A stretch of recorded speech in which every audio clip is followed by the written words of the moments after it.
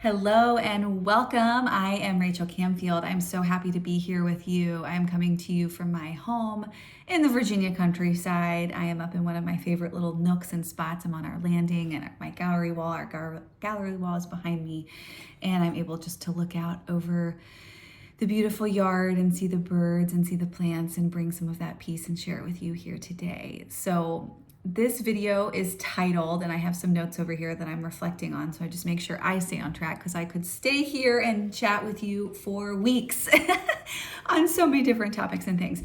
And today what we're going to be talking about is examining obstacles. This is kind of a little mini series on change and knowing you're wanting to change, you're wanting to embrace a certain or specific transformation. And so this video is examining obstacles and just talking about the natural resistance a little bit. And I think this part is important because it can be easy to be excited about the shiny new things and the things that are calling to you and speaking to you and feeling like, this is going to be amazing. I'm changing my life. I'm making changes. I'm living the life I'm called to live. This is really important. And there are going to be obstacles. And there is going to be natural resistance that's going to be coming up. So let's spend a little bit of time talking about that and maybe getting ahead of it, The reason why I'm offering these videos is because I've spent over a decade, and I'm in my second decade now of my coaching company and coaching practice. I myself have been my own best client, and I have changed my life. I'm living the beautiful life that I've always dreamed of.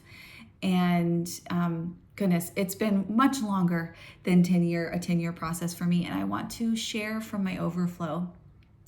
I've been spending time going back through a lot of my old notebooks, and I've learned so much, and I really want to pass it on. So let's talk about your obstacles, okay, a little bit. So obstacles are the things that we are either going to be stopped by, that are going to stop us, or there's the things that we're going to figure out a way around or a way over. And I think of the visual that I get when I think of an obstacle is like you're walking along and then there's like a giant, hold on. Someone wants to say hi. We've got all of our babies here. This is Beatrix. Baby Beatrix, she's the baby. She's the baby. She's my baby. I love her so much. So if you see her, you hear our little creatures, they're gonna be here too. I think of a giant boulder literally stopping you, literally filling your path. There are no gaps. And then that's when we meet that boulder and we come upon it. That's our invitation to decide how we're going to respond. We might want to react to the boulder, to the obstacle initially, but we also always have a choice in how we're responding. So what for you? I encourage you always, and these videos have a journal nearby. Feel free to write notes, write down anything that serves you, pause, journal on something, okay? And so I do want to offer some different prompts or practices that could come through for you with this. So with a giant boulder or an obstacle, with the transformation, with the change that you are doing, that you are embracing, that you're being called towards, what are some things that could completely stop you?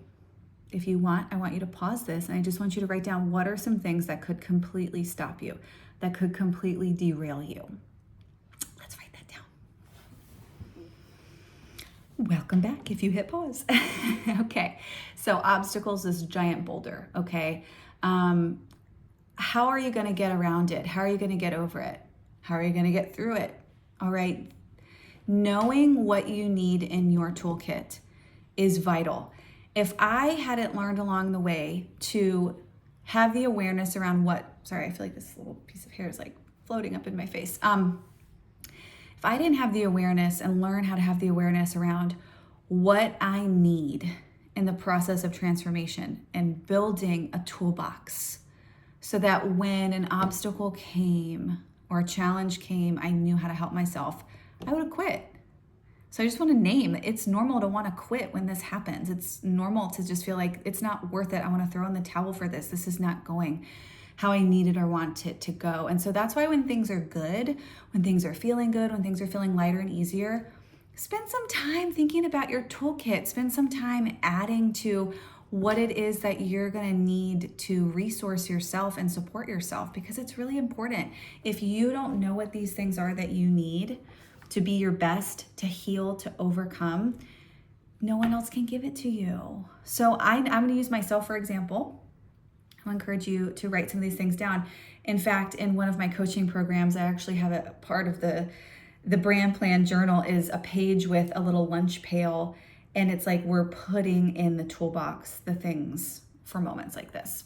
And I want to offer that to you here. So for me, I know that I need good rest. I am not going to be at my best ever without good rest. And if you have small little ones, I know that that is a very challenging season. And I have been there with you in those trenches without having good rest, knowing I needed it. Good rest for me. Oh, deep conversations. That is in my toolbox. You know, I tend to want to self-isolate when I've hit an obstacle. And instead, hold on real quick. Okay, so your toolkit. What's in your toolkit? What do you need? Rest, deep conversations. I know I need movement. I know I need nature. I know I need good cups of tea. I also know I need nourishing foods. I need to be nourishing myself, not depleting myself. So I encourage you to know what you need during obstacles or when things get heavy or when things get hard. I also want to speak to the natural resistance. We are created to actually stay the same. We are created to maintain what's already been built. And so if you find that you feel like you're really being challenged, a lot of times the body can respond in ways that feel like shutting down, maybe lack of motivation, feeling a heaviness, feeling an overwhelm, wanting to numb, wanting to distract. And I just name those things as natural resistance. I name those things as it's going to happen. It's going to come up. It's going to be a part of it.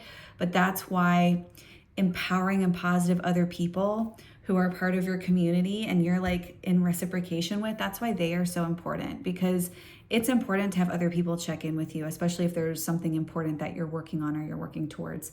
It's important to be able to have safe spaces where you can be honest and fully show up and be supported, not isolate, not try to do this all on your own. So that natural resistance, it's going to happen. It's a normal part of this process. Something isn't wrong just because you're feeling resistance. In fact, I notice in the transformational work that I do and the coaching work that I do that usually around halfway, people start feeling resistance. They kind of want to close it down. It's not looking the way they thought it was going to look. It's too big, not enough change has happened. And it's like, if that's where you are, that's a really good point to reassess. Maybe shift some of those goals. Maybe ease back a little bit from the pace or the pressure you're putting on yourself. Be more realistic with what's happening in your life. And is this a realistic thing that you're asking of yourself? Would you ask the same thing of a friend that you're asking of yourself, you know? So just allowing the process to be what it is. I also think that using nature as an example of looking at natural resistance and obstacles is really helpful to just realize this is not just you. This is not just happening to you. These things are happening in the natural world around us. The butterfly or the caterpillar could think of the cocoon as an obstacle. Sorry, these are like just off the top of my head. The bud could think of, the petals so tightly balled up like a little marble, are an obstacle to this bloom. The bloom doesn't just happen. There's a whole process to that bloom happening. The ice, we had crazy ice here in Virginia this past winter. The ice was an obstacle. The ice was an obstacle to the growth. The ice was an obstacle to the birds getting food, to the small creatures getting food. The ice was definitely an obstacle to people. It caused falls, it caused closures. So it's part of it. What's your 6 inches worth of ice for you? I was out in our driveway with an axe at one point. Okay. I was embracing the obstacle and trying to get through it. All right. So just bringing a little bit of levity to this conversation, but just be encouraged. Know that this is a normal part of it, the process. And the thing that I find, I love to offer this, and I would say my healing journey, my transformational journey has been happening since I was for sure at least 15 years old and even before that, well before that. So for over 20 years, being in this part of the path and in this work, the natural resistance and the obstacles, they don't go away. I think for some reason when I was younger, I thought that those things would just ease up. You'd fly free. and it doesn't go away. So just learning how to embrace that as part of the path is so important, and how you meet yourself in the challenging moments is the opportunity and the invitation. All right, I'll be back with you again. Looking forward to it. Bye-bye.